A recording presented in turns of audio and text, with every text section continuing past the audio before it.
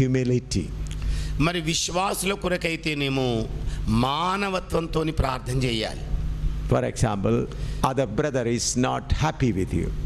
ఇలాగనుకోండి, ఉదాహరణగా ఒక సహోదరుడు మీ ఎడల సంతోషంగా లేడు.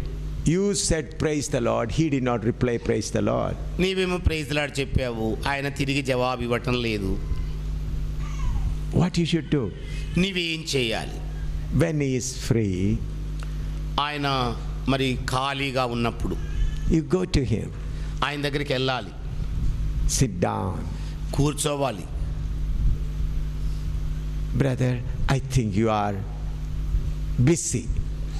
మరి సహోదరుడా, నువ్వు బాగా రద్దీగా ఉన్నట్టున్నావు. I greeted you, I think you were thinking something else. నేను నీకు ప్రైజ్ ది లార్డ్ చెప్పిన వేళ నువ్వేదో ఆలోచిస్తూ ఉండి ఉంటావు. I want to say once again praise the Lord to you. మరి మరొక మారు నీకు ప్రైజ్ ది లార్డ్ చెప్పాలనుకుంటున్నాను ఇప్పుడు. Catch hold of his hand and give him one more praise the Lord. మరి ఆయన చెయ్యి పట్టుకొని మరొక మారు ప్రైజ్ ది లార్డ్ చెప్పండి. Then he becomes angry. ఆయన వెంటనే కోపానికి వస్తాడు. Then be quiet. మరి నిశ్శబ్దంగా ఉండండి. Stand gently there. మరి నెమ్మదిగా అలాగే నిలబడుకోండి. Then say, brother, I'll come some other time. మరి సహోదరుడా, మరెప్పుడైనా వస్తానులే. Then go and pray. వెళ్ళి ప్రార్థన చేయాలి. Lord, how can I overcome that brother? ప్రభువా, మరి ఏ విధంగా సహోదరుని జయించగలను? Give me grace to overcome that brother. ఆయనను జయించడానికి కావలసిన కృప నాకు అనుగ్రహించు. After praying with tears, God will give you grace. మరి కన్నీళ్ళ పర్యంతంగా ఇలాగా ప్రార్థన చేసినప్పుడు ప్రభువు నీకు దిశ చూపెడతాడు. Then you will be able to go and meet him. మరి అప్పుడు నీవు వెళ్ళి ఆయనను కలవగలవు. And you can definitely win him over. మరి నిశ్చయంగా ఆయన నువ్వు జయించగలుగుతావు. I tell you one experience. మీకు ఒక అనుభవాన్ని చెప్తాను. There was a pastor and his wife. They did not come for our annual convention. మరి ఒక పాస్టర్ గారు ఆయన భార్య ఉండింది. వారు వార్షిక మహాసభలకు రాలేదు. They are staying in Jalandhar.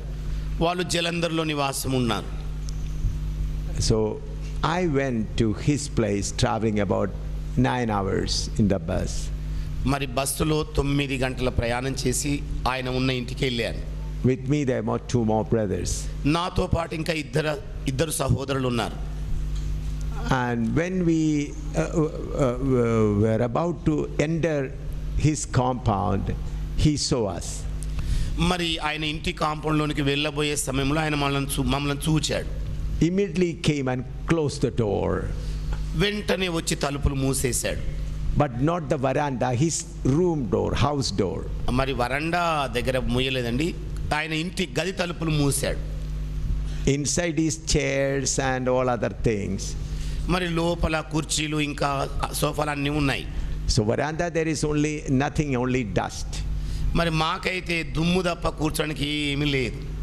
So he closed the door and we 3, myself and 2 brothers, sat outside. మరి వాళ్ళేమో తలుపులు మూసేశారు. నేను నాతో పాటు ఇద్దరు సహోదరులు ముగ్గురం బయట కూర్చున్నాం.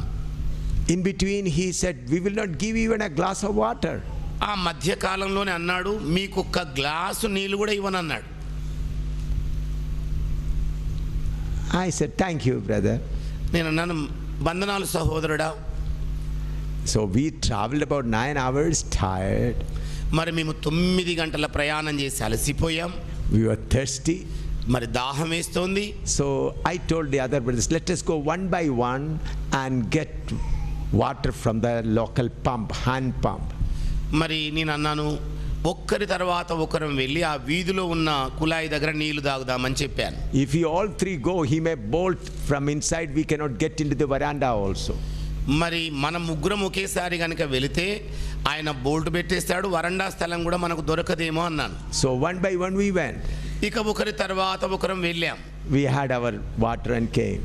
మేము ఒక్కొక్కరు నీళ్లు తాగి మరలా వచ్చేసాం. From the kitchen, he and his wife, see, we are drinking tea, we will not give you tea also. ఇక వాళ్ళు వంటగదిలో టీ చేసుకొని తాగుతూ అంటున్నారు, ఇదిగో మేము టీ తాగుతున్నా, మీకైతే అస్సలే ఇవ్వమన్నారు.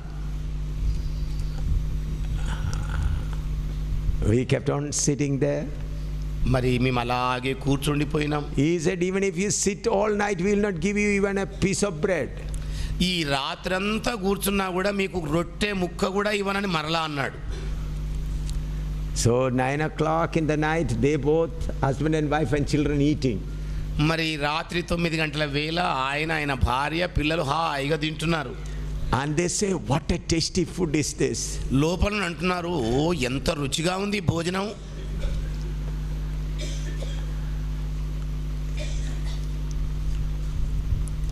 We just kept there. We had only plain water from the local pump. మేము అక్కడే ఉండిపోయినాం. మాకు దొరికింది కేవలం వీధిలోని నల్లా నీళ్ళే. At 12 o'clock in the night, a cry coming from the room. మరి రాత్రి 12 గంటల వేళ ఇంటిలో నుండి ఒక కేక వినబడుతోంది. Between 12 and 1. 12-1 గంట మధ్యలోనండి. We are lying on the dust. మేమేమో దుమ్ములో పడుకొని ఉన్నాం. Crying aloud. గట్టిగా అరుస్తున్నాడు. Then come craveling. మరి craveling on it. మోకాళ్ళ మీద మోచేతుల మీద ఇట్లా పాకుతూ ఉన్నాడు. Came and caught hold of my feet. వచ్చేసి నా కాళ్ళు పట్టుకున్నాడు. Started kissing my feet. Forgive me, forgive me, forgive me.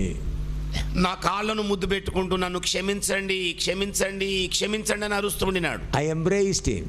నేను ఆయనను కౌగలించుకున్నాను. This has happened with me. ఇది నాతో సంభవించిందండి. Not a story from another people. ఇతర మనుషుల నుండి తెచ్చుకున్న కథ కాదు ఇది. This is the love of God. ఇదియే దేవుని ప్రేమ అంటే. That brother wanted to go away from the ministry. మరి ఆ సహోదరుడు పరిచర్యలో నుండి బయటికి వెళ్ళిపోవాలనుకున్నాడు. Satan caught hold of him. సాతాను అతను పట్టేసుకున్నాడు. It's our duty to go and deliver those people who are caught by Satan. మరి ఈ ప్రకారంగా సాతాను చేత పట్టబడిన ఆ వ్యక్తిని ఇతరులు వెళ్ళి విడుదల చేయవలసిన బాధ్యత ఉంది. Now think that one of your finger is in the mouth of a dog. Think, one of your finger is in the mouth of a dog. ఇలాగనుకోండి, మీలో ఒకరి చెయ్యి వేలు కుక్క నోట్లో పడింది అనుకోండి. What do you do? మీరేం చేస్తారు? You were friendship with that dog. You go. ఇదిగో ఆ కుక్కతో సావాసం చేసావు కదా, పో నీ అనను నువ్వు. You do like that? అలా చేస్తారా మీరు? Other hand will go and deliver that finger. మరి ఇతర చెయ్యి వెళ్ళి ఆ వేలును విడుదల చేస్తుంది. Am I right? ఏమండి నేను చెబుతున్న నిజమేనంటారా? Romans 12:5. రోమీలకు వ్రాసిన పత్రిక 12వ అధ్యాయం 5వ వచనం అండి. ఒక్క శరీరంలో మనకు అనేక అవయవములుండినను ఈ అవయవములన్నిటికీ ఒకటే పని ఎలాగూ ఉండదో అలాగే అనేకులమైన మనము క్రీస్తులో ఒక శరీరముగా ఉండి ఒకరికొకరము ప్రత్యేకముగా అవయవములమై ఉన్నాము. We are all members one to another. మనము ఒకరికొకరము అవయవములమై ఉన్నాం. All of you read that. అందరూ కలిసి ఆ భాగం చదవండి. 5వ వచనాన్ని. ఒకరికొకరము ప్రత్యేకముగా అవయవములమై ఉన్నాం.